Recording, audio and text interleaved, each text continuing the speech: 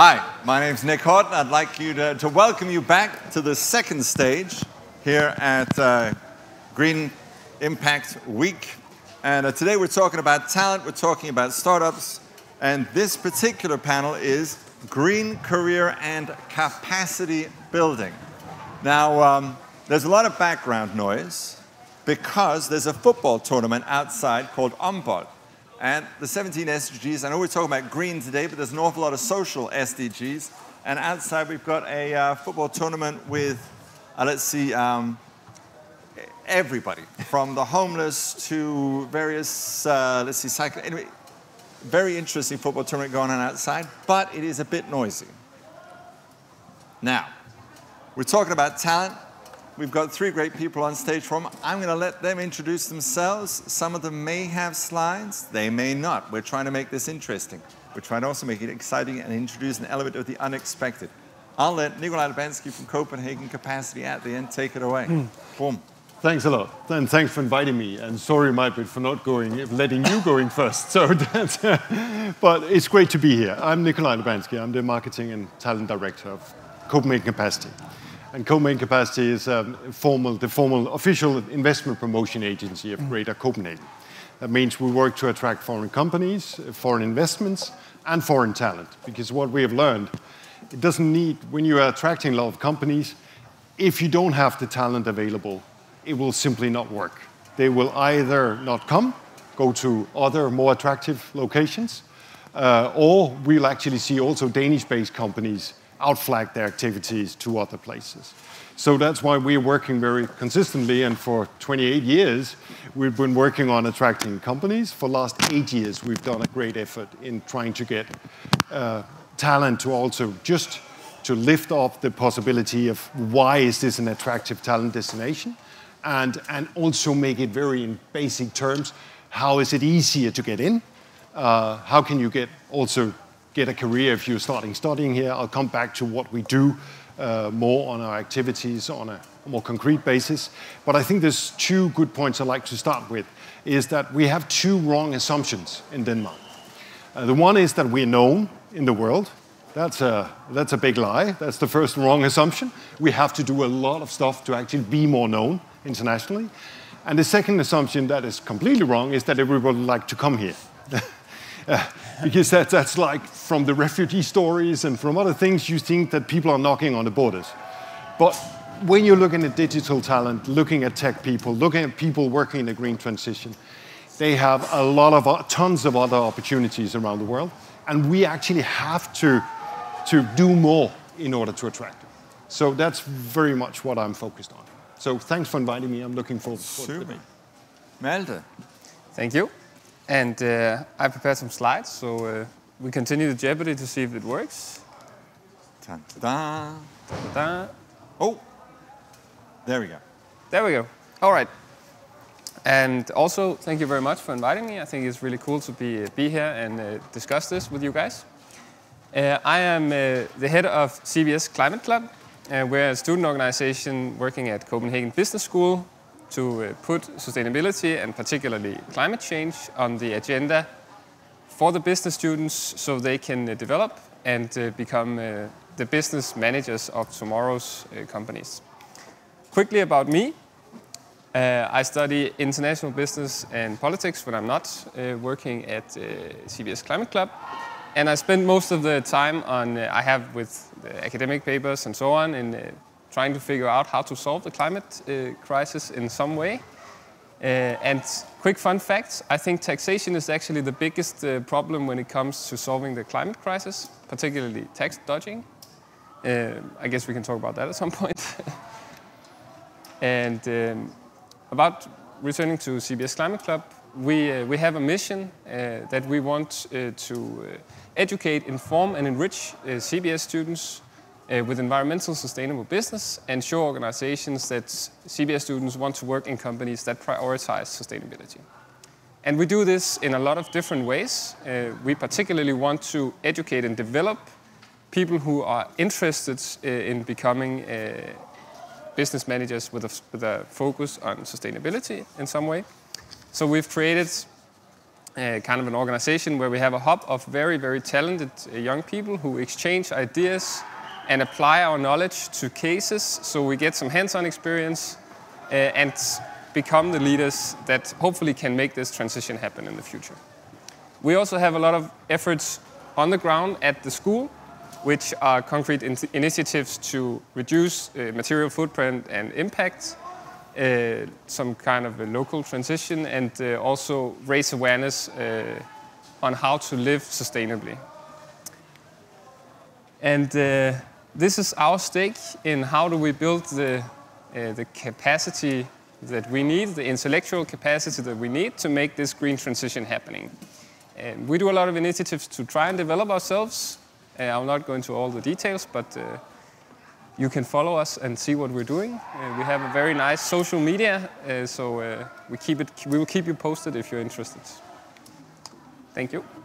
And I will Super. Majbrit from let you go. Yeah, hello. I am Majbrit. I work in Akademikernes A-kasse. An A-kasse in Denmark. What do we call that in English? Because an A-kasse is... it doesn't really exist elsewhere it's kind of like a union. It's unemployment insurance. Yes. Supplementary unemployment insurance. Yes, it is. Cool. All right. And in Denmark, it's private, and that is a very big difference from many other places in the world. So I'm here today, not because I'm a futurist or anything, but I do have some very interesting numbers with me regarding how we look at, or how the candidates look at what kind of jobs that they would like to take. Other than that, I work as a recruitment partner for companies, organizations who are looking for a new colleague. And I only work with higher educated, only academic, so it's not to be a snob today if you get numbers. It's simply because that's the numbers I do come with. Right, because I mean, back to just a quick word about this supplementary unemployment insurance. You usually have a partner with one of the unions. And that the Danes have in other countries, when people think of unions, they think of people in boiler suits and industrial stuff. But here in Denmark, it's more like professional associations. So all professions generally have an association that represents them and an unemployment fund. Like, just to give a little, I apologize, but to give a little bit of, just so people know where you're coming from, because you've got access to, you're the mother lode on the data. You've got all the data, which is hot. Yeah, I think it's hot. It is definitely hot. But that's because when we look at all the workflow is for everyone with a higher education. So that includes doctors, engineers, everyone from a bachelor degree and up. Bachelor degrees and up, yeah. And here in Denmark, it's very popular also to take the master degree, but especially within engineering, we see a lot of bachelor degrees too. What is very interesting right now is that I was looking into how many jobs was applied to, only from our members, of course, so the numbers in itself only make sense when I make a percentage. But back in 2015, I was looking at how many of our members was applying to jobs within sustainability or something with the green transition. And the number back then was a little bit more than 2,000 people during the whole year. Back in 2020, last year, it raised with more than 300%. This is the people who was applying to jobs like this. What is also interesting is how many jobs was actually posted within this field. Was the exact same numbers, more than 300% more jobs within green transition and sustainability. What is also interesting is the wording we use. In 15, there was less than 400 jobs posted with sustainability. And I look both in Danish and in English because we tend to use a lot of English within this field. Here in 2020, it was boomed. Several thousand jobs with the word sustainability somewhere in the job advertisement. What made me a little sad, or very surprisingly, I was also looking into what backgrounds these people had who was looking for those jobs. because it was the exact same top 4. Well, I can say top 3 because it's difficult to translate all the different educations. So it was biologists, and then we had engineers, and then scientists. So what I can conclude from that is that I was very surprised that we didn't see a lot of business school students that got new jobs elsewhere. But I think we find one of the reasons we have a lot of startups now. A lot of people in a normal job, in any job, there is some kind of green impact to it. And maybe that's one of the conclusions. But super. May I just also add? So I've got to admit, I'm looking over your shoulder at 2 pages of dense text and numbers. I love the amount of data that you've brought guns to what might have been a knife fight, gentlemen. Just so you. I should have put my presentation up, but it was just those numbers that I found very interesting. This is good. What I'm trying to do is warn the rest of the panel that somebody's got hard numbers. We're ready. We're ready. Oh, all right. Good to hear. Good to hear. All right. Cool. So your reactions have been bam. All right. Some nice coins to throw down. I mean, this is somebody going putting out the big dollars in the first round of a poker tournament. What's the reaction, gents? What do you say? Because this mismatch is interesting. Yeah. Maybe I can go Nikolaj, and then I'd love to also hear from the student side. Exactly. Yeah, would you start, Mel? No, okay, sorry. Okay, because I think you're absolutely right. And we actually did a couple of years ago. We did together with the Human Capital Group at CBS. We did a study on because there was so much talk about STEM competencies. And all the companies were thinking, also the startups, that they were looking for STEM competencies. But what we actually analyzed is in the same process as they are needing the STEM competencies, they actually also need the business people, especially the startups. Because in order to fuel and do this transition, you need somebody who is great in techniques and all the digital side and the new developments of the products and so on, but you also need something to commercialize it and take it to the market. So it is a mismatch that I fully recognize, and I think that a lot, as long as you see, it's not as often seen in the startups, but when you go to the scale-up phase, they really see the need for having other people. So I fully follow the picture, and it's a picture we need to also do something about, because it's a misunderstanding for many startups that they can just have the technical people in. Exactly. I was saying from the startup side, we often talk about there's 3 roles, 3 types, personas. You need a hipster, a hustler, and a hacker. You need a hipster who understands a product, and what the customer wants. You need the hacker who can build the product, and then you need the hustler who can sell it. I'm looking at you, Mel. But look away. I was always interested to see, just back to the numbers really quick, that do you see the companies, the companies that are developing these products, are they also asking for sustainability in their sales people, in the people that are going to the business development side? 100%. Okay. And that's also, I guess, why I was invited today, is because I daily speak with all the companies, and I'm the one who has to tell them, you cannot necessarily look at one task you need to have done right here, right now. You need to look at the competences, because when we look into competences and ask our members if they still believe that their competences are good enough for the next 10 years on the job market, they are very confident that they are.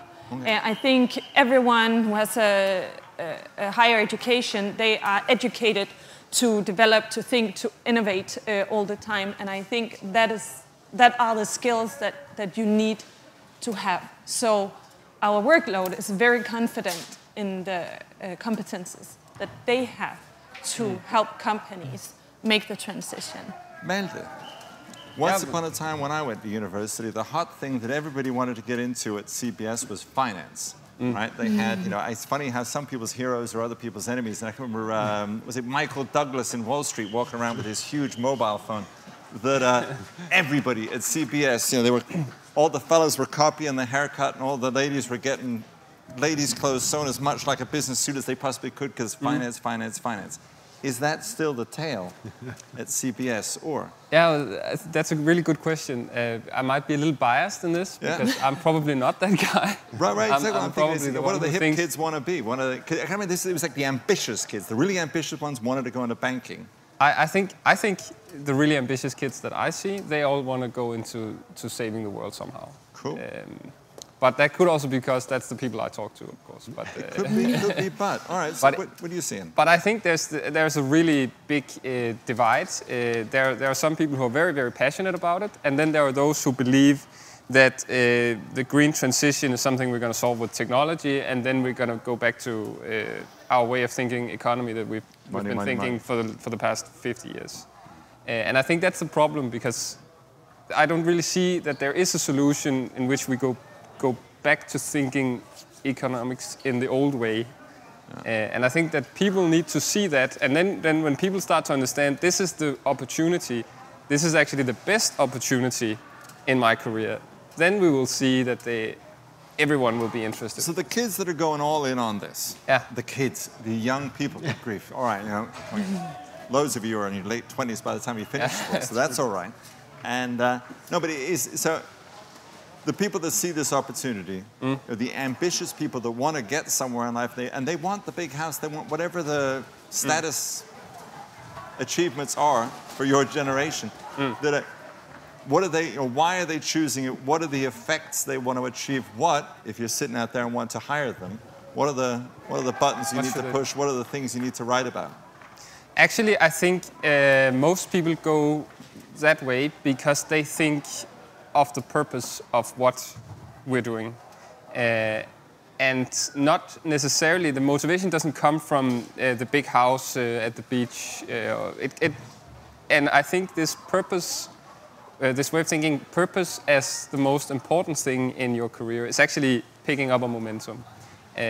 We see that more and more, and I hear that from a lot of people. They don't want to work for someone who makes cigarettes or plastic or something. They want to work for the companies that find solutions to that they can identify. Yeah, exactly. They can identify with, and I think that's gonna pick up even more momentum in the future, because that's what I hear from all of my fellow students, basically, that this is the student job they want. They want the student job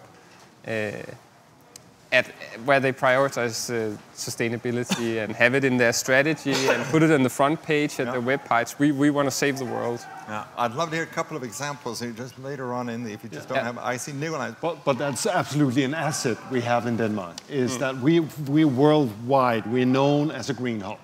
And while the reason why I'm talking about attracting more talent is that we can see there's a deficit. There's too few, even though we still have some people that we would like to get out. Can we get some specifics on that too? Because I mean, when you read the newspaper, all they say is all they want is software developers. Yeah, but that's of course also a side to it, because the digital side of the green transition is extremely important. And we also have a deficit there. Yeah. But now we're building energy islands. We're building a new infrastructure with a lot of other jobs. So what kind of jobs? We get some specific. Like, what are a couple of the title or the disciplines that we're looking at? We are lacking a hell of a lot of electricians at the moment. So it's all down to blue collar workers. All right. So it's all the way from engineers to back to the boiler suit folks. Exactly. To who can actually do this transition on the ground, implementing these new solutions. And electricians is absolutely one. We also need a lot of scaffolders and builders actually to do some of these plants. But that's a different story. But what I think is, and why we're in this game, is that we have a deficit of the amount. There's a huge lack going forward also of these competencies that are needed. So the Danish talent pool is not big enough. But we haven't, when I'm saying that we have an asset there, is that we are worldwide known as a green hub. And I fully follow you, Malte, because people are looking more and more for going to a place where you will actually both find a career, you will find interesting types in work in your job, but you are contributing to something. You like to work for a purpose. Right. And that's actually a huge asset we have here. So we should exploit that asset a lot more. So I think that I fully follow that. So by working on that side, I think just over the years I've been in this game, I've seen a huge change, because at the time we were losing a lot of people, young feisty professionals from around the world, because they wanted to go to London or to New York to be in the finance Silicon sector. Valley and Silicon startup, Valley, yeah. all the places. But now it's actually coming to the focus of how can I actually both find a way where I have a purpose for moving to there. Actually, they still want a career, as you were saying. Yeah. They still want to have some of these parts. But we have an asset. Yeah. I always dreamt of going to Silicon Valley, but I did not become an engineer. Damn it. I was just... I've been to the traffic. Anyway. Oh yeah, I haven't been there. You know, that's the whole thing. It's still a dream. But I just wanted to point out, between our members and our members only, I don't have the newest numbers for all Denmark, but I just have to point out our unemployment rate is really low. It's 4.5% among our members, and that is very low if you consider that all the numbers I have is also people who's changing job, who's taking 1 month off in transition after finishing an education, because unfortunately in Denmark when you finish your education it's only 2 times a year where the universities let the young people out and they come out at the same time just before the summer holiday where all the companies are waiting to hire until afterwards. I just have to point out that these numbers are included. Another thing is that the newly graduated will still see that more than 30% is unemployed. So that's also when we talk to companies, it's like they want innovation, they want new thinking, they want everything, but they also need those 5 skills here and but 3 years of experience. Yeah, exactly. The job we're So hiring it's for. just yeah. So there is a huge gap there. Another thing I think is very interesting when we ask our members is that when we ask them if they would like to change job, they definitely do within a couple of years. And the reason why they would like to change is, hold on, more than 70%, 71% will find the next job because the academic content is very important to them.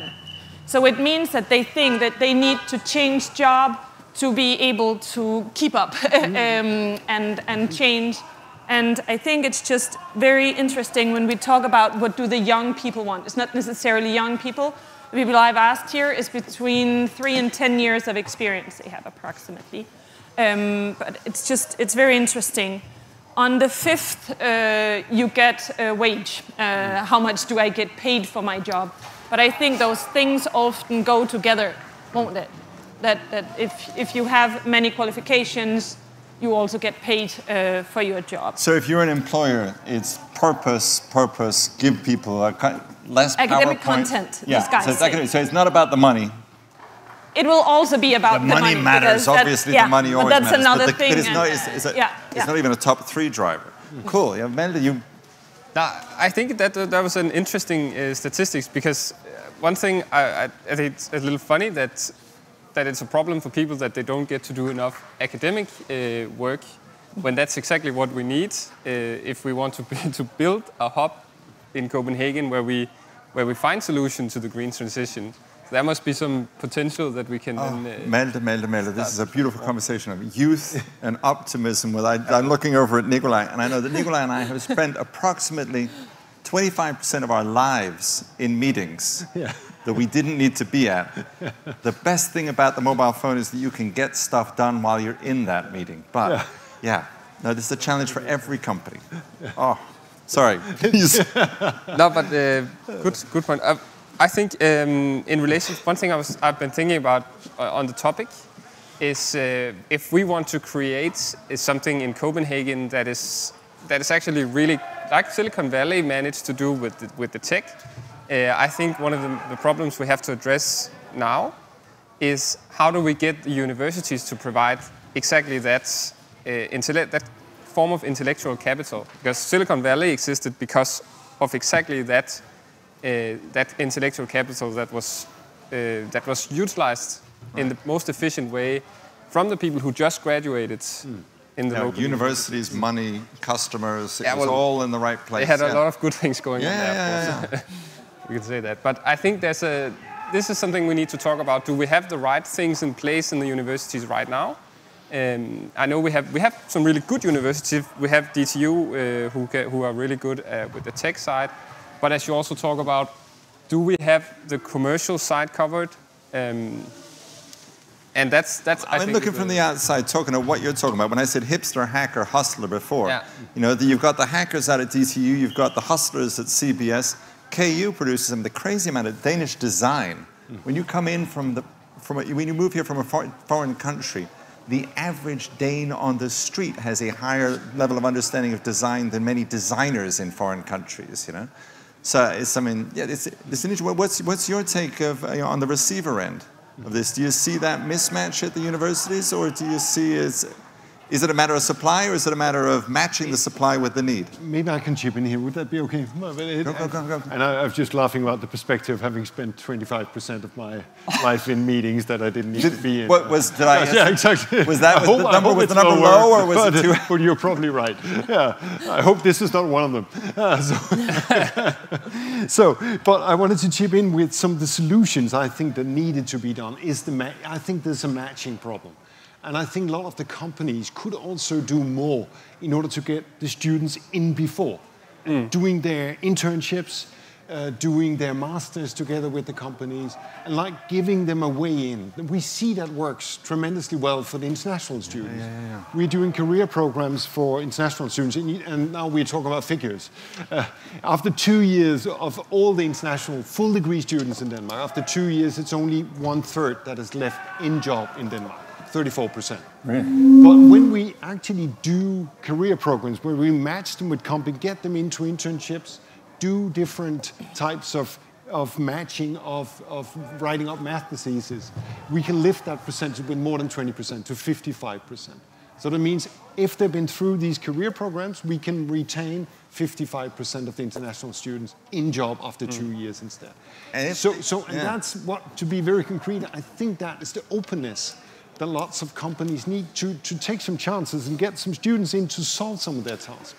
That's why I think some of the sprints, the different case competitions you're doing at CBS, some of these methods should be much more widely spread, and maybe should also be supported on the part of the startups, because it's a very few startups would have the ability to join into some of these big, more corporate sprints. Yeah. So I think we could do more in the sense of doing this matching early on. And this matching early on, getting to the stage, just 2 extra years. I mean, is there not an interesting number? I'm just watching some anecdotal evidence of once people have children in Denmark, they realize that like moving anywhere else is. I mean, America, just the words, one word, childcare. It's a problem Denmark solved, and as soon as people have kids, the numbers support once they've got kids, they stay. Or once they meet a Dane, that's another good reason for staying. We just have to keep them as long as... Well, time enough to get people pregnant. I'm thinking maybe Tinder has a role to play in this. Exactly. You just watch out for the Euro Games. We will be working with the Tinder. There we go, Good idea. But to catch up, we have thought many times that we should do that. It's not in our turf to do that, but we should make an app that's called Data Dane. That would be the most retention activity. There's collaboration potential out there for enterprising startups. Well, I think this match would also make it, because I think we need to start before. Because when people graduate, it's too late to some extent. So we could do, and I know you've done great programs at Academia, and with their academic bus and the profiles and trying to get people out there a bit before. I think that's matchmaking. We should do more about that, at least. Cool. Go. Who wants to jump in first? I mean, you got. Yeah. Are you seeing the effect of these programs? Is there enough of them, or how can we do them better? Because I've been worked with a lot of these case competitions at CBS, for example. Well, I think there's, in my opinion, there are not enough of them, but they are very, very good, and there's an interest in it. So we have not satisfied that demand. I think that's for sure. Sure, and when I look at them, I mean, they don't cost very much to run. You get the students to organize them because the students are interested in meeting the big brands. I mean, hundreds of students show up to this stuff. It looks like an HR no-brainer.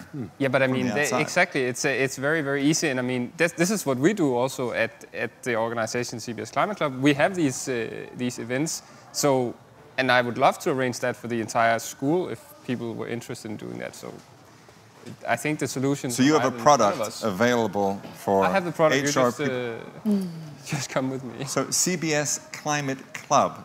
Excellent. I'm sure you've got a website. Yeah. Super. Well, I'm basically into exactly what you guys are saying already. We've seen in Aarhus, they made a 11-week program, I think, for unemployed with higher education and so on.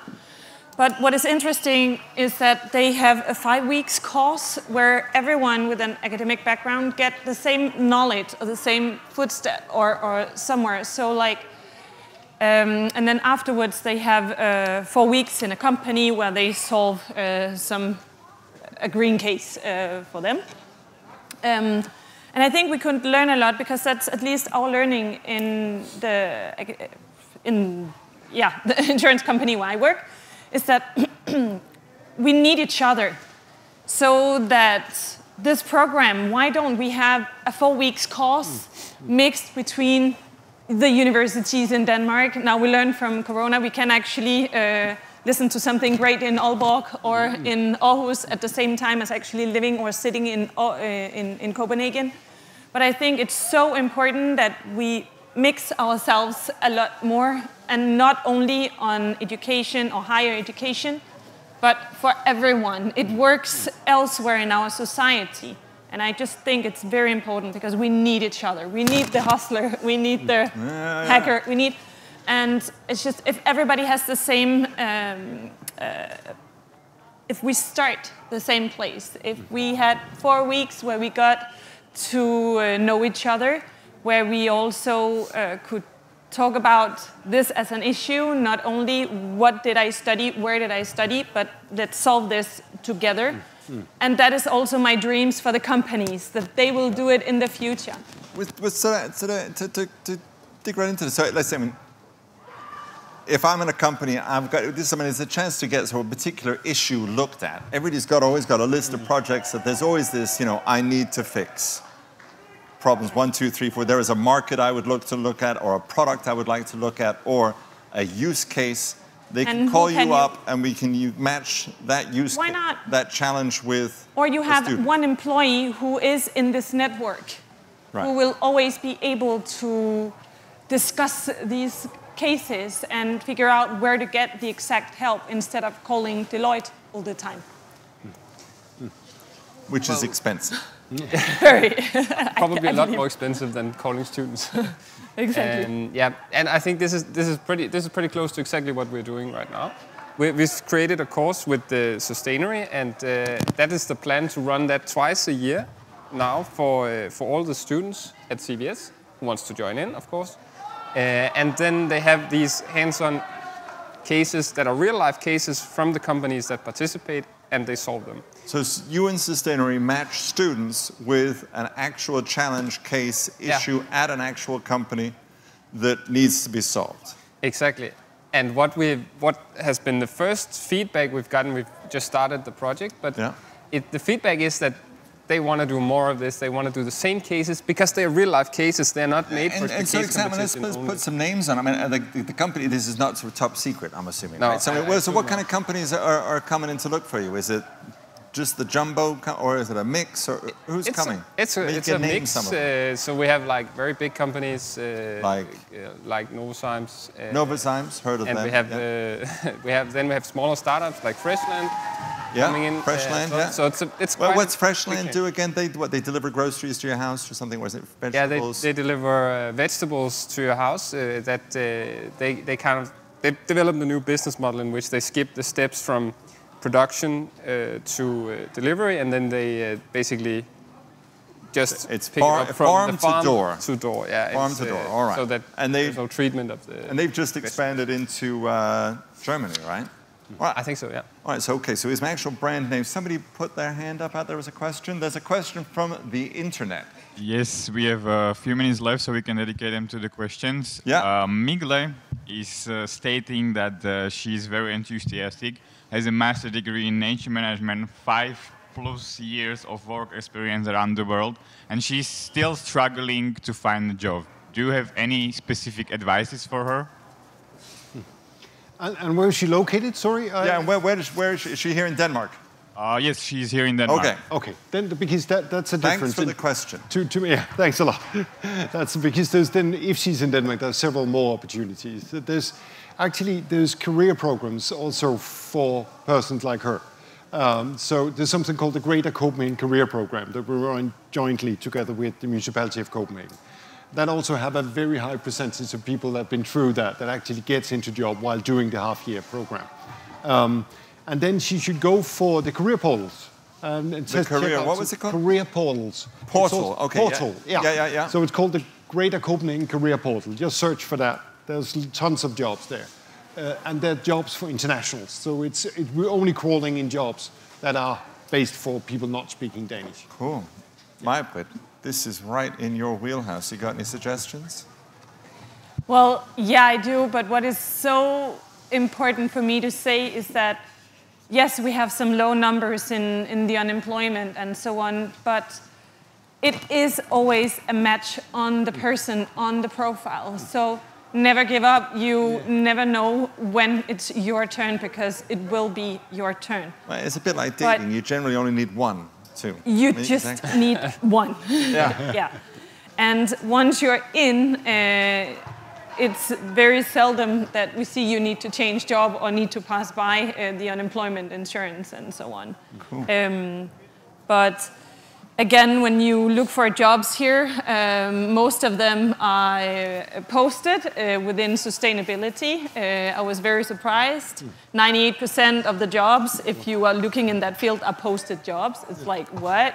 Okay. And we also look at other numbers when we ask the companies, how do you get your new job? Or how did you hire the last person? More than 50% is through the network. And if you do not have that network, which most don't as a foreigner from day one at least, if you studied here, maybe if the companies took young people in earlier, then we would solve a lot of I say, if you're in international and you're in Copenhagen, get on your bike, get down here. We got room on the benches. We'll give you a face mask, but come meet these people. Because lo and behold, we're going to stop here in 15 seconds. I want to say thank you to the panel, but as soon as we stop, the people out here in the audience can walk up and say, hello, my name is, boom, and you're one step closer to where you need to go. I'm Nick Hawtin. This is Green Impact Week. Majbrit, Melde, Nikolaj, thank you very much. This was really good. Thank you very much.